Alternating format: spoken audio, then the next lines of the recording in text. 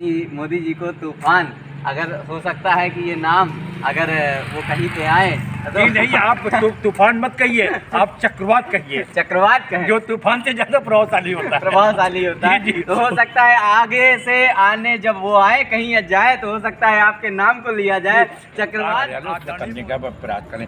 दूसरी चीज, आपने जो गुंडे बदमाशों को नकेल करने का काम किया है बहुत ही अच्छा किया है, लेकिन आपका नाम जो लोगों ने बुलडोजर बाबा रख दिया है, इस नाम को चेंज करिए आप। अच्छा, बुलडोजर बाबा मत कहलाइए आप अपने को भ्रष्टाचार बहुत व्याप्त है।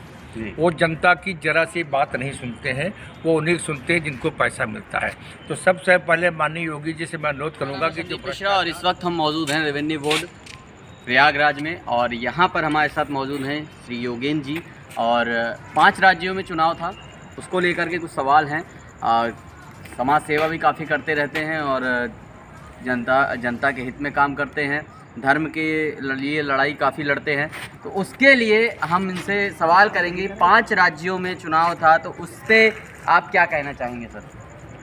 सबसे पहले तो मैं 5 राज्यों के चुने हुए सरकारों को और उनके समस्त मंत्री लोगों को, जो भी राष्ट्र प्रेमी और राष्ट्रवादी हैं, उन्हें बहुत बहुत धन्यवाद और बधाई संप्रेषित करना चाहता हूं। प्रयागराज की जनता की ओर से, उत्तर प्रदेश की जनता की ओर से बहुत बहुत ही हार्दिक बधाई, दिल की गहराइयों से उनका बहुत अभिनंदन और स्वागत भी करना चाहता हूं। इसके साथ ही साथ ये कहना चाहता हूं कि जो चुने हुए मंत्री हैं, जिन्हें मंत्रालय मिल गए हैं, वो अपने राष्ट्र की सेवा सर्वोपरि मानकर कर चलें और राज्य की सेवा करें। और इसके साथ ही साथ प्रयागराज और उत्तर प्रदेश और उत्तराखंड, मणिपुर और गोवा की जनता के हित में जो सामाजिक कार्य, उनके उत्थान का कार्य और धर्म के उत्थान से संबंधित जो भी कार्य वो कर सकते हैं, उसे अवश्य करें, जहाँ भी हैं, जिस जगह भी हैं, जिस पद पे भी हैं। इसी के साथ साथ धर्म की रक्षा के लिए सबसे प्रथम दायित्व समाज के धार्मिक लोगों का होता है, हमारे धर्म गुरुओं का होता है। शंकराचार्य जी महाराज आदि ने 4 पीठ स्थापित की थी। उन पीठों के पीठाधीश्वरों की ये जिम्मेवारी है कि यदि कहीं धर्म का क्षय होता है तो वो आगे आए और बोले। स्वामी महामंडलेश्वरों की जिम्मेदारी है, श्रेष्ठ संतजनों की जिम्मेदारी है, और इसके साथ ही साथ जो जागरूक लोग हैं उनकी भी जिम्मेदारी है। और आपके साथ साथ मैं आप प्रयागराज से आपका छोटा सा सेवक योगेंद्र कुमार पांडे, मैं भी अपनी जिम्मेदारी समझता हूं, और मेरे इस जिम्मेदारी को माननीय उच्च न्यायालय के माध्यम से हमारे यशस्वी वकील साहब हैं श्री विजय चंद्र श्रीवास्तव जी, और विदुषी अधिवक्ता हैं सुश्री सुनीता शर्मा जी, इन लोगों के माध्यम से बराबर प्रयाग के एक दलित, शोषित, पीड़ित और क्या बोलते हैं कि धर्मप्राण जनता के लिए हम संघर्षरत हैं। ये संघर्ष हमारा अमूमन चल तो बहुत पहले से रहा, लेकिन 2005 से लगातार चल रहा है। वो गंगा माँ की सफाई की बात हो, प्रदूषण मुक्त करने की बात हो, यमुना जी के प्रदूषण मुक्त करने की बात हो, वट वृक्ष को मुक्त करके पब्लिक के लिए लोगों के दर्शनार्थ खुलवाने की बात हो, या 12 माधव की स्थापना की बात हो, वर्तमान में चल रहा है। अभी हम लोगों ने इसकी याचिका दाखिल की है स्वनाम धन्य स्वामी हरिचैतन्य ब्रह्मचारी जी की ओर से। तो इस प्रकार जो भी हमारे राष्ट्रवादी और ब्राह्मण जन मंत्री परिषद में हैं, वो जहाँ भी हैं, जिस जगह भी हैं, राष्ट्र की रक्षा के लिए, राज्य की रक्षा के लिए, उन्नति के लिए और धर्म की रक्षा के लिए प्रतिपल सन्नद्ध रहें, ऐसी आशा और कामना है।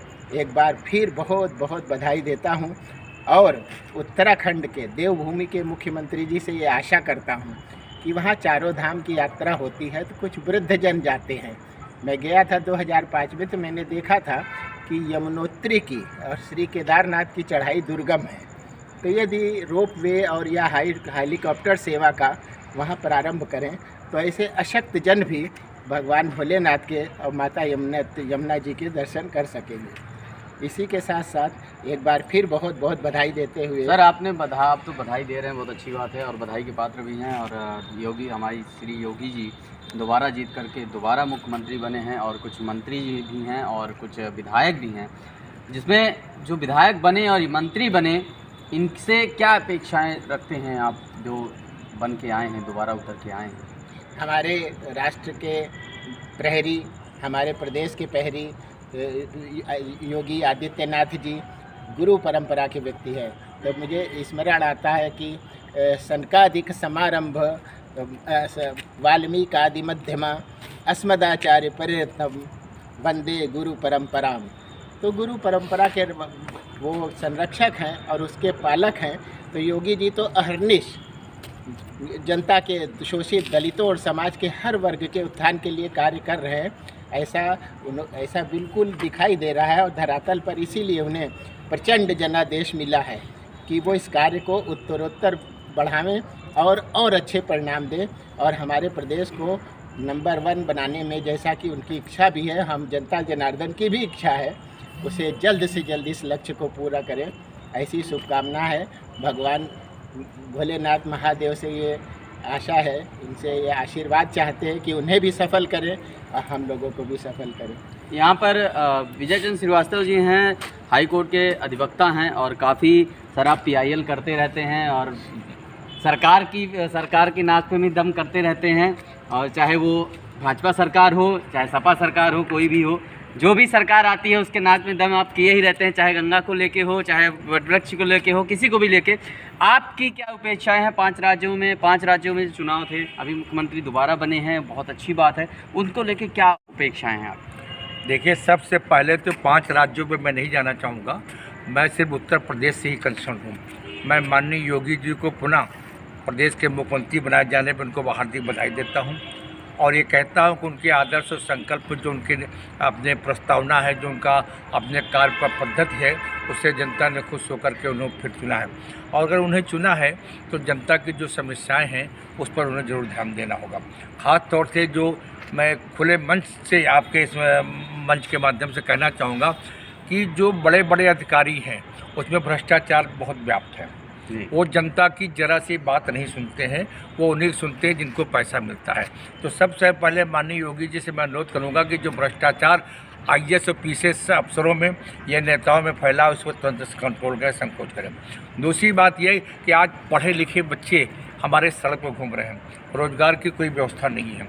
मैं तो इस पर भी PIL करना चाह रहा था कि विभिन्न विभागों में प्रदेश में कि कितनी वैकेंसी खाली है और कितनी सीट होनी चाहिए, तो उन वैकेंसी को भरने के लिए एक PIL करता।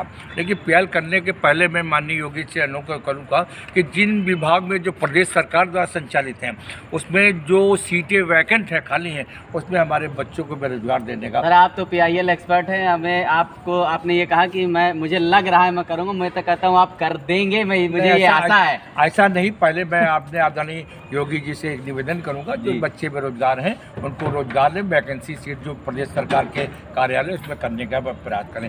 दूसरी चीज़, आपने जो गुंडे बदमाशों को नकेल करने का काम किया है, बहुत ही अच्छा किया है, लेकिन आपका नाम जो लोगों ने बुलडोजर बाबा रख दिया है, इस नाम को चेंज करिए आप। अच्छा, बुलडोजर बाबा मत कहलाइए आप अपने को राम भक्त हनुमान कहलाइए। राम भक्त हनुमान, आपका गिरवा वस्त्र जब हम लोग देखते हैं लगता है कि भगवान श्री राम के रामदूत के रूप में हनुमान जी हम लोगों के सामने प्रकट हो चुके हैं, उस रूप में आइए आप। और जहाँ भी गैर कानून, अब जैसे अवैध मकानों को लोगों आप कहते हैं बुलडोजर बाबा पूरे प्रदेश के मकान तोड़वा देंगे, भाई क्यों तोड़वा देंगे योगी जी? क्या योगी जी कानून से अनभिज्ञ नहीं है? योगी जी नहीं जानते कि हमारे जो एक्ट में प्रावधान है, हाई कोर्ट के संविधान में जो बना उसमें क्या नियम है? लेकिन उनकी आड़ में शासन प्रशासन के लोग पैसा लेकर जिसका चाहे मकान गिरवा दें और जिसका चाहे बचा दें। इस पर माननीय योगी जी को नज़र रखनी होगी, निश्चित नज़र रखनी होगी। और जहाँ तक धार्मिकता की बात है, आपकी धार्मिकता में कोई कमी नहीं है, आप बहुत धार्मिक संस्कार हैं। जैसे कि हमारे श्री योगेंद्र पांडे जी ने कहा, जो धार्मिक स्थान है, आप यकीन मानिए 12 माधव बहुत दिन से चल रहा, तो 12 माधव जी की जिक्र पांडे जी ने किया, बहुत दिन से किया। मैं तो सृष्टि की संरचना के समय 12 माधव की स्थापना जो है माँ लक्ष्मी और माँ सरस्वती जी की कृपा से यहाँ पे ब्रह्मा जी ने किया, और वह चिन्हित ही नहीं, सब गायब हो गया। पंचकोशी त्रिकोणी परिक्रमा होता था तो स्वामी हरचेतन ब्रह्मचारी जी महाराज जो टिकन माफी जी के हैं, उनकी तरफ से हम लोगों ने 12 माधव को किया। तो ये हमारा काम नहीं है, सबसे पहले माननीय योगी जी को नज़र रखनी होगी कि ऐसे धार्मिक स्थान जो उपेक्षित हों, किसी भी वर्ग के हों, हिंदू वर्ग के हों, मुस्लिम हो, सिख हो, ईसाई, उनको भी संरक्षित करने का काम करें। क्योंकि हम लोग जब भी मुसीबत में आते हैं, कोई बात होती है, तो हम अपने आराध्य के पास ही जाना चाहते हैं और उसकी शक्ति के लिए हम काम करते हैं। और मैं भी समझता हूँ कि माननीय योगी जी के आराध्य अपने जो भी उनके गुरु होंगे या जिसको भी मानते हैं, उनको आराध्य उनको सामने रख करके काम करते हैं। तो वो जरा सा देखें, वो देखना आपको ज़रूरी होगा। और वैसे तो देश में राम राज्य की स्थापना माननीय प्रधानमंत्री आदरणीय प्रधान जी मोदी जी ने किया है। और वास्तव में मोदी जी को देखने को लगता है जैसे कोई तूफान आ गया, कोई बोलने वाला तो मिला। ऐसे ऐसे उन्होंने तय किया ये माननीय प्रधानमंत्री मोदी जी ने, जिसकी कोई कल्पना नहीं की जा सकती है। प्रश्न इस बात का, लोग कहते हैं भाजपा को हटा दीजिए। अरे क्यों हटा दें भाजपा को भाई? अगर भाजपा अच्छा काम कर रही, जन भावनाओं को सम्मान करके काम कर, उसको हटाने के क्या मतलब? उसके साथ मिल करके अपने दायित्व को भी समझिए, नागरिक का भी दायित्व। हर जिम्मेदारी सरकार में मत डालिए, आप अपनी भी जो जिम्मेदारी देखिए कि आपके किस जिम्मे सरकार के साथ कदम मिला करके इस प्रदेश को राम राज्य बनाने का जो संकल्पना है भाजपा की सरकार की, माननीय योगी जी की, माननीय मोदी जी को, उसका पूरा करें। आज की इस अवसर पर मैं भाजपा सरकार को और माननीय योगी जी को बहुत बहुत कोटि धन्यवाद देना चाहता हूं। लेकिन आप ये न कहिएगा कि साहब आप भी कभी आरएसएस में थे, शाखा लगवाते थे। 25 साल तक मैंने भी शाखा लगवाई। लेकिन शाखा एक हम लोगों प्रारंभिक संस्कार की एक पाठशाला है। हम लोगों ने उसमें सीखा कैसे बोलने का ढंग है, कैसे बैठने का ढंग है, कैसे गुरप्रणाम किया जाता है, कैसे क्या किया है, वो संस्कार है हमारा। लेकिन निश्चित ही भाजपा सरकार बहुत अच्छा काम करेगी, जन भावनाओं के सामने आएगी। और महिलाओं की रक्षा तो जरूर रहे, क्योंकि महिलाओं की अगर बात नहीं होगी तो बात अधूरी हो जाएगी। हाँ, ये इसलिए महिलाओं को रक्षा करें। उनके लिए एक महिला फोर्स एक्ट वो कुछ इस टाइप का बना दें कि जहाँ पर उनको प्रॉब्लम हो, महिला फोर्स अलग रहे। महिला खर्च से फ़ोन करें, महिला उसमें जो रैपिड एक्शन फोर्स वगैरह जाते हैं ना, इसे कॉल करने में, उस तरीके का इसी की व्यवस्था करें। वैसे आपने बोला तो बताया तो बहुत कुछ, और लेकिन बीच में एक नाम भी दे दिया माननीय मोदी जी को, तूफान। अगर हो सकता है कि ये नाम अगर वो कहीं पे आए तो नहीं, आप तूफान मत कहिए, आप चक्रवात कहिए। चक्रवात कहें, जो तूफान से ज़्यादा प्रभावशाली होता है। प्रभावशाली होता है। जी। तो हो सकता है आगे से आने जब वो आए कहीं जाए तो हो सकता है आपके नाम को लिया जाए, चक्रवात। आदरणीय मोदी जी जब मंच के सामने आते हैं तो लगता है कि चक्रवात आ रहा है, कोई नई चीज़ लाएंगे। और उनकी भाषा इतनी संस्कारी, कितने अच्छे ढंग से करते हैं, हर आदमी उनको सुनना पसंद करता है। और योगी जी तो किसी की तरफ देखते नहीं, नज़र झुका के ऐसे ऐसे तीर मारते हैं कि बड़े बड़े लोग घायल हो जाए। ये उनकी अपनी कला है। नज़र उठाने की भी जरूरत नहीं, तीर लग जाती है। तीर लग जाती है इनके बाद। तो मैं आदरणीय प्रधानमंत्री मोदी जी को और माननीय आदित्यनाथ योगी जी को, भाजपा सरकार को बहुत बधाई देना चाहता हूँ। इस अनुरोध के साथ अभियोक्ता होने के नाते सबकी जन भावनाओं में सबका विकास, सबका साथ की संकल्पना को पूरा करें। हम आम जनता के जितने लोग हैं अभियोक्ता बंधु, जहाँ तक हमारा प्रश्न है, मैं हाईकोर्ट में लगभग 43 ईयर से काम कर रहा हूँ। बहुत धार्मिक, गंगा जी को, जमुना जी, सब आप तो जानते ही, उसको रिपीट करने की उसमें अगर हमारी और सुनीता शर्मा जी जो हमारी सहभागिनी है तमाम हमारे PIL में, उसकी कहीं ज़रूरत होगी तो माननीय आदित्य योगीनाथ जी की सेवा सरकार की फ्री करेंगे। फ्री कास्ट में हम लोग धार्मिक या किसी PIL में कोई पैसा नहीं लेते, जेब का पैसा लगाते हैं। माननीय योगी जी अगर चाहेंगे किसी विशेष अवसर पर कोई को वो करना होगा, निर्णय लेना होगा, कोई सुझाव लेना होगा या कोई बैठक करनी होगी, तो हम लोग सदैव उत्साहित रहेंगे। अगर माननीय योगी जी हम लोग याद करते हैं। तो यहाँ पर महिलाओं की भी बात हुई और एक नया नाम भी माननीय मोदी जी को मिला। तो महिलाओं की जहाँ तक बात है तो हमारे साथ सुनीता शर्मा जी हैं, हाई कोर्ट की अधिवक्ता हैं। ये भी काफ़ी PIL करती हैं और काफ़ी फेमस हैं हाई कोर्ट में। तो मैम, आप इन योगी सरकार को क्या कहना चाहेंगी? योगी जी दोबारा मुख्यमंत्री बन के आए हैं, तो आप एक महिला भी हैं, अधिवक्ता भी हैं और काफ़ी फेमस भी हैं, और PIL तो आप भी एक्सपर्ट हैं, तो क्या कहेंगी इनको लेकर? मोदी सरकार को बहुत बधाई, दोबारा आने के लिए उनको बधाई, कोटि कोटि धन्यवाद जनता को जिन्होंने उनको चुना। देखिए, ये एक ऐसे मुख्यमंत्री हुए हैं जिन्होंने गरीबों का ध्यान रखा। इन्होंने जो फ्री राशन दिया, पहले लोग भूख से मर जाते थे, इस बार कोई भूख से नहीं मरा। देखिए, बेरोजगारी की समस्या अपनी जगह है, लेकिन पहले हमने देखा कि हमेशा पेपर में आता था फला गाँव के लोग भूख से मर गए। तो हम तो इनको इस बात के लिए बहुत धन्यवाद देंगे कि इन्होंने फ्री राशन लोगों को दिया और अभी देने का वादा भी किया, अभी लोगों को देंगे। तो इसके लिए उनको बहुत बहुत धन्यवाद। हम खुद उनको धन्यवाद देना चाहते हैं। तो मैम, मुफ्त राशन दिया तो बहुत अच्छी बात है और दे भी रहे हैं, मुफ्त गैस भी देने जा रहे हैं। तो महिलाओं के लिए क्या कहेंगी, महिलाओं की सुरक्षा को लेके क्या आप कुछ रखना चाहेंगी? महिलाओं के लिए वो जैसे कि अभी जैसे श्रीवास्तव एडवोकेट ने कहा कि एक टास्क फोर्स लेडीज़ का होना चाहिए कि लेडीज़ की प्रॉब्लम में लेडीज़ जाएं तो ज़्यादा अच्छा वो समझ पाएंगी जेंट्स पुलिस जाने के बजाय। और एक ऐसा हेल्पलाइन नंबर तो है लेकिन मिलता नहीं है नंबर, कभी कभी हम भी मिलाकर देखे जल्दी उठता नहीं है कॉल। तो ऐसा त्वरित होना चाहिए कि नंबर डायल करे और तुरंत उठ जाए, तुरंत पुलिस पहुंच जाए, तब तो कुछ सुरक्षा मिलेगी। वरना 4 घंटे बाद पहुंचेंगे तो सब गड़बड़ हो जाएगा। तो ये पुलिस वालों को डायरेक्शन हो कि तुरंत ही पहुंचे जैसे ये डायल कीजिए, और उनका फ़ोन लाइन हमेशा उपलब्ध रहे। ये नहीं कि बताता रहे not reaching not reaching not reaching बताता रहता है। और जो है इतना उनसे अपेक्षा हम लोग करते हैं। तो यहाँ पर मैम की अपेक्षाएं हैं और जनता की भी अपेक्षाएं हैं। आशा है कि सरकारी नौकरियां खोली जाएं, और मैम सर ने जो कहा उसको लेकर के, और मैम ने भी कहा कि महिला स्पेशल टास्क फोर्स होनी चाहिए, और अगर महिलाएं फ़ोन करती हैं 112 हो या कोई भी उनके लिए स्पेशल बनाई गया नंबर, और वो फ़ोन करती हैं तो महिलाएं जाएं वहाँ पे, महिला फोर्स जाए। शिक्षा के क्षेत्र में भी योगी अपेक्षा और है इनके दोबारा मुख्यमंत्री बनने में कि आप जो थोड़ा शिक्षा पे ध्यान देंगे तो लोगों को बहुत लाभ होगा।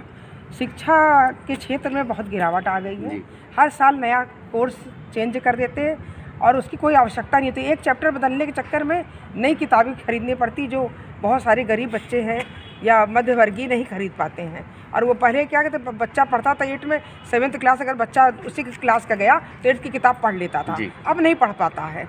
इसको वो अगर लागू कर दें तो ये बहुत ही अच्छा रहेगा। वन नेशन वन एजुकेशन होना चाहिए।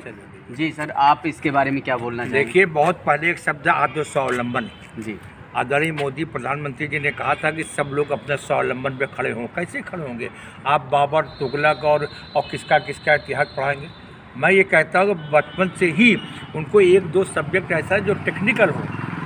अगर बड़े होकर के उनको नौकरी नहीं प्राप्त हो रही तो टेक्निकल करके अपना रोजगार तो चला सकते, अपने बाल बच्चों के पेट तो भर सकते, माँ बाप का ख्याल तो कर सकते। जैसे सुनीता जी ने कहा, आप हर साल जो है ये जो कोर्स चलाते हैं शिक्षा का, ये हर साल पाठ्यक्रम क्यों बदल देते हैं? अरे भाई, पाठ्यक्रम मत बदलिए। आज हमारा एक बच्चा उसी पाठ्यक्रम को पढ़ रहा, कल वो बच्चा बड़ा हुआ उसी क्लास में गया उसी पाठ्यक्रम को पढ़ेगा। हर साल बदल देंगे। ये जितने कोचिंग चलाने वाले संस्थान के लोग हैं ये सब मिली भगत है। इस सरकार के बैठे हुए चंद लोग जो है बच्चों को जो है अभिभावकों को परेशान कर रहे हैं। आप उनकी आर्थिक स्थिति तो देखिए। आप तो माननीय आदित्यनाथ योगी जी से मैं निवेदन करूँगा, हर वर्ष पाठ्यक्रम नहीं बदलना चाहिए, एक नियमित सत्र होना चाहिए। जो पाठ्यक्रम आज अवेलेबल हुआ 10 साल या 5 साल तक रहेगा, और अगर आप उसमें अमेंडमेंट करते हैं तो अमेंडमेंट का बाकायदा प्रस्ताव लाइए, अप्रूवल लाइए, विधानसभा विधान परिषद से पास कराए, उसकी जैसे प्रक्रिया होती है उस रूप में करें।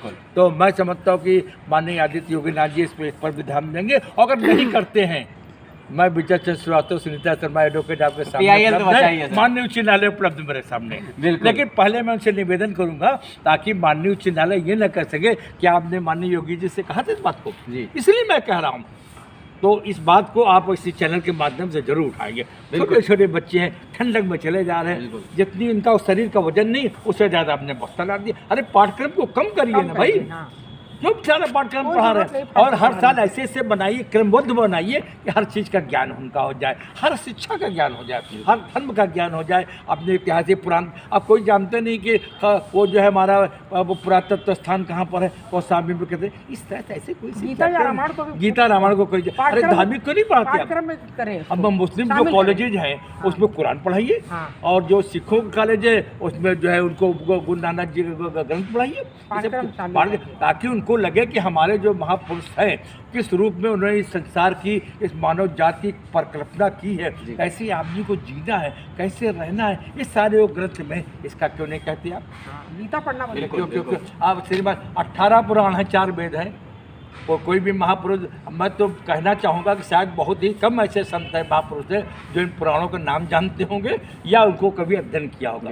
अभी सुनीता जी ने वो लिया था, शिव पुराण लिया था, ये पढ़ रही हैं। अरे कितना पढ़ेंगे शिव पुराण, मुकम्मल करेंगे पुराण पढ़ेंगे। सही बात। लेकिन माननीय आदित्य योगीनाथ जी से मैं हाथ जोड़ निवेदन करना चाहता हूँ, इस रोग पे भी ध्यान दें, क्योंकि आपने राम राज की संकल्पना परिकल्पना की है। इसके लिए पुराण और वेद और तमाम जो ग्रंथ हैं उनका भी किसी न किसी रूप में शायद कर दीजिए आप, आधा घंटा है थोड़ा थोड़ा कर दीजिए, पाठ्यक्रम में शामिल कर दिया। पाठ्यक्रम में शामिल कर दीजिए आप। इस तरीके से मैं चाहूँगा, तभी रामराज के प्रगत, जब तक सारे चीज कार्नर को आप एक संकलित करके एक स्थान में करके उसको नहीं सोचेंगे तो देश नहीं चलेगा। और भ्रष्टाचारियों को तो नकेल करना पड़ेगा माननीय योगी जी। आप सब पूरे हिंदुस्तान का अगर पैसा है तो सिर्फ ISP से सबसे नेताओं के अंदर है। मैं प्यार करना चाहता था तेल की वृद्धि, जो पेट्रोल की वृद्धि हो रही है, लेकिन हमारी माननीय वित्त मंत्री जी ने कहा कि साहब कांग्रेस के सरकार में बहुत कर्जा हो गया था, मैं उसको अदा कर रहा हूँ। अरे कर्जा हो गया, ISP से सरकार की अगर जेब का, अगर आप इनका छापा मार के इनका पैसा निकालेंगे तो सारा सब कम हो जाए। क्यों नहीं करते? भ्रष्टाचारियों पर नकेल जरूर करना होगा, जैसे आपने माफियाओं पर नकेल किया। मैं आपसे निवेदन करूँगा इस बात को। बिल्कुल सर। आप सर योगेन जी, आप क्या कहना चाहेंगे इस एजुकेशन सिस्टम को लेकर के? एजुकेशन सिस्टम के लिए हमारे और पास आ जाइए। सम्मानित वकील साहब ने कहा, लेकिन मैं अपनी ओर से ये कहना चाहता हूँ कि मैं जब अपने बालपन में था तो उस समय कोर्स में हमारे पूर्वज नाम की किताब चलती थी, जो कि 6, 7 और 8 में पढ़ाई जाती थी, क्रमशः हमारे पूर्वज भाग 1, 2 और 3। इसमें हमारे वैदिक पुरुषों का और हमारे क्या बोलते हैं कि धार्मिक जो पर्सनालिटीज़ हैं उनका चरित्र पढ़ाया जाता था, जिससे बच्चे को एक प्रेरणा मिलती थी कि हम भी बड़े हों और ऐसा ही करें। इससे राष्ट्र निर्माण होता है, बालकों के चरित्र का निर्माण होता है और आगे चलकर वो एक दृढ़ चरित्र और राष्ट्र प्रेमी युवा में बदलते हैं और जो अच्छा नागरिक बन के देश की सेवा करते हैं। ऐसे सिलेबस को विचार कर पुनः लाया जाए और जो भी हमारे और समाज में हिंदू समाज के अतिरिक्त अन्य समाज है, वहाँ जहाँ कट्टरता की शिक्षा दी जाती है उसको रोकना, मैं समझता हूँ माफियाओं से और भ्रष्टाचारियों के से रोकने से भी पूर्व में ये कार्य होना चाहिए। हम कहें तो सबसे प्रथमतः ये कार्य होना चाहिए, या यूँ कहें कि फर्स्ट एंड फॉरमोस्ट ये कार्य होना चाहिए। तो ये बहुत ज़रूरी है। जिन संस्थानों में हमारे देश में छोटे छोटे बच्चों के दिमाग में जहर घोला जा रहा है, वो सबसे पहले नियंत्रित करने की आवश्यकता है। धर्म ग्रंथ कोई बुरा नहीं होता। इकबाल कवि की कविता शेर याद आता है मुझे कि मजहब नहीं सिखाता आपस में बैर करना, हिंदी है हम वतन है हिंदुस्तान हमारा। बहुत तो सबसे पहले जहाँ पे कट्टरता और क्या बोलते घृणा, नफरत और जिहाद की शिक्षा दी जाती है, इन संस्थानों पर तत्काल प्रभाव से त्वरित गति से तुरंत नियंत्रण करना चाहिए। तभी हम समझते हैं कि हम राष्ट्र को अखंड रख सकेंगे, अक्षुण्ण रख सकेंगे। और ये प्रशासन की सबसे प्रथम वरीयता होनी चाहिए मेरे विचार से। और मैं अपनी सारी टीम, श्री विजय चंद्र श्रीवास्तव जी, विदुषी सुश्री सुनीता शर्मा जी, हमारे बड़े भाई PK रॉय साहब, और मैं आपका सेवक अपनी ओर से आपके चैनल की बहुत बहुत बधाई करता हूँ कि आप हमेशा सामाजिक धार्मिक कृत्यों करते रहें। हमारे नैनी क्षेत्र के साथी देवेंद्र तिवारी जी हैं, वो भी बहुत ही धार्मिक क्षेत्र में हम सब के बराबर हैं। और हम सब की ओर से, प्रयागराज की जनता की ओर से, धर्मप्राण जनता की ओर से, उत्तर प्रदेश की जनता की ओर से और भारत के समस्त ब्राह्मण परिवार की ओर से आपका बहुत बहुत हार्दिक अभिनंदन और वंदन स्तवन करता हूँ। बहुत बहुत धन्यवाद सर। मैं एजुकेशन सिस्टम को लेके ये कहना चाहूँगा कि एक मीम्स वायरल होता है, जिसमें वायरल क्या होता है, लिखा होता है, मीम्स में लिखा होता है कि पहले पढ़ाया गया कि कैसे किताब पढ़ें, कैसे घर जाएं, सब कुछ पढ़ाया गया। फिर उसके बाद एज बढ़ती है, फिर सिखाया जाता है कुछ और सिखाया, लेकिन पूरे एज में ये नहीं सिखाया जाता कि पैसे कैसे कमाया जाए। आप जब स्कूल से बाहर निकलते हैं तो स्कूल से बाहर निकलने के बाद जब इंटर की परीक्षा पास करते हैं, उसके बाद स्कूल से 2 कदम दूरी पे एक पोस्टर मिलता है, दिया जाता है, जिस पे लिखा होता है पर्सनालिटी डेवलपमेंट की कोर्स करिए और पैसा कमाना सीखिए सिर्फ 10,000 में। तो वो जो 10,000 20,000 खर्च करते हैं लोग पर्सनालिटी डेवलपमेंट में, वो वहाँ पे क्यों नहीं करते?